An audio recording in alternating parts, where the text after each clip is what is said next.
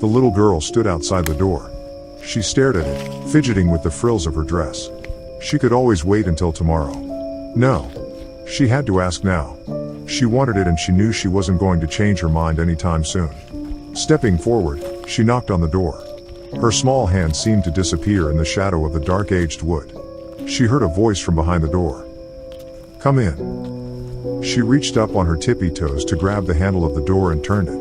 The sheer weight on the door worked in her favor and it swung open. She stepped through the open door into the brightly lit room. Inside, at the far end of the room, sat a large desk. At the large desk, sat a man. He was going over papers, shuffling them around and making quick notations with a shiny silver pen. The girl marched up to the man sitting at the desk. "I want a doggy," the little girl said, or rather, shouted at the man. From the look on his face, this was not the first time they had had the conversation they were about to have again. "Sweetheart, what did I tell you last time?" he asked. The child was taken aback by the question. There was usually screaming on both sides by now. You said that I wasn't responsible enough last time? The unfortunate incident with the goldfish. Yes, and if you weren't able to take care of a goldfish, I'm not sure you'd be able to handle a dog. But, tears were welling in the young girl's eyes as she sputtered. The man, who was now facing her in his swivel chair, creaked the chair forward and held the child's face in his hands. "Here's what we're gonna do, sweetheart. I'm going to give you 2 weeks to prove how responsible you are. Getting up for school. Packing your own lunch. Being in bed by bedtime.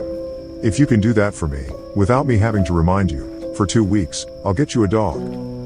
Her tiny face seemed to explode in sparkles of joy. "You really mean it?" "Yes, but it's 2 whole weeks. That's 14 days. You think you can do it?"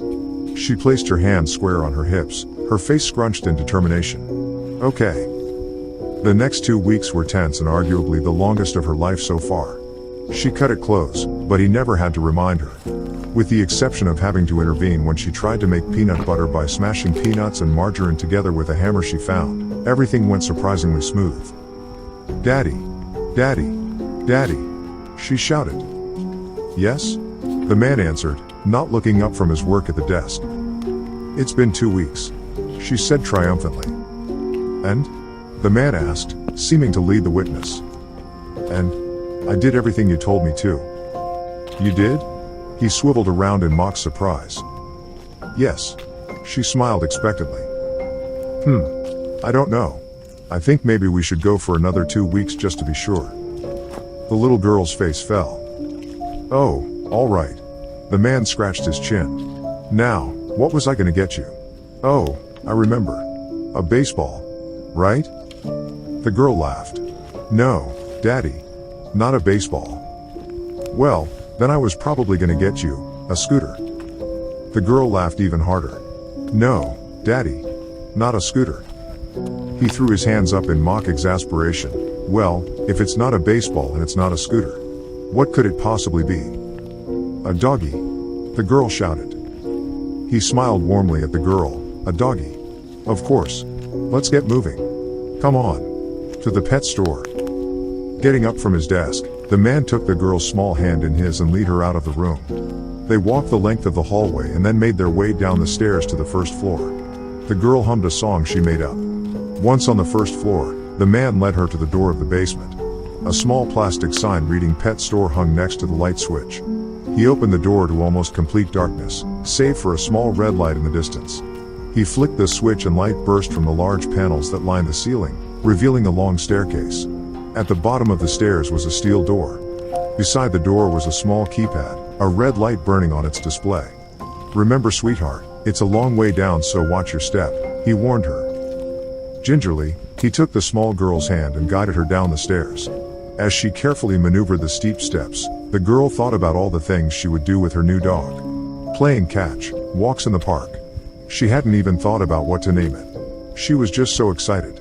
Once they reached the imposing steel door, the man punched in a few numbers on the keypad. The sound of the beeps echoed.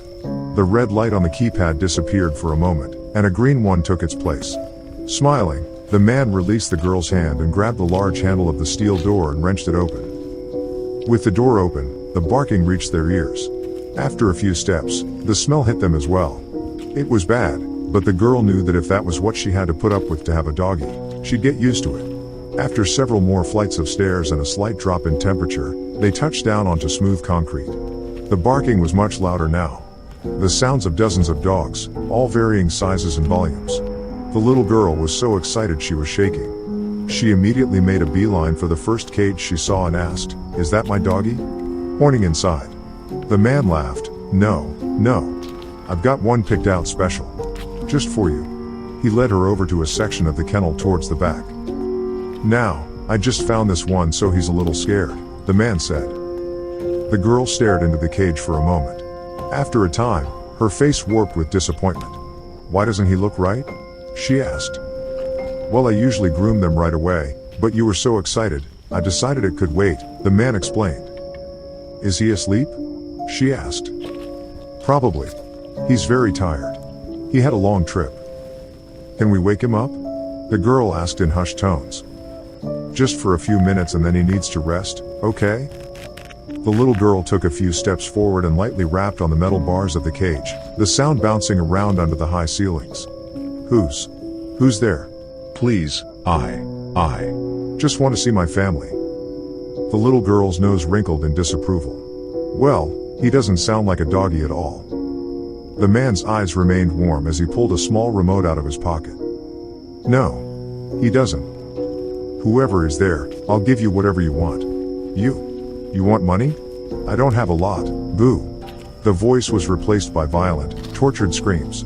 The man's eyes never left the cage as he released the pressure of his thumb from the small remote. "What are doggies who don't sound like doggies, sweetheart?" The girl replied instantly, "Bad doggies." "And we don't want bad doggies, do we?" "No. Only good doggies. Please. I'll do anything. Just stow." The voice was cut off again and a reprise of screams was heard. After a few seconds, the man released his thumb once more. Only heavy, pained breathing was heard from the cage. Suddenly, loud guttural barking was heard. The little girl clapped her hands as she jumped up and down. "Oh, thank you, Daddy. Thank you so much. I knew you'd get me a real doggy, I knew you would." "You were very welcome, sweetheart. Now you go upstairs and pick out a leash. Just make sure it's a bright color so we can find him if he gets loose at night, okay?" "Okay." Happiness was radiating off the small girl like a space heater and she made her way towards the stairs. Past the cages of men in various states of starvation barking as loudly as they could, past the men painted black, yellow, or brown with fur painfully stitched to their skin, past the large tank of water with the man in the orange wetsuit floating at the top outfitted with makeshift scuba gear. As she put one foot on the stairs to start her ascent, she stopped. She turned around and placed a hand on the tank, watching the decaying body bob in the filthy water. "I'm sorry I forgot to feed you, Mr. Fish. I won't forget to feed my doggy." Then she turned around and dashed up the stairs. She couldn't wait to play with her new doggy.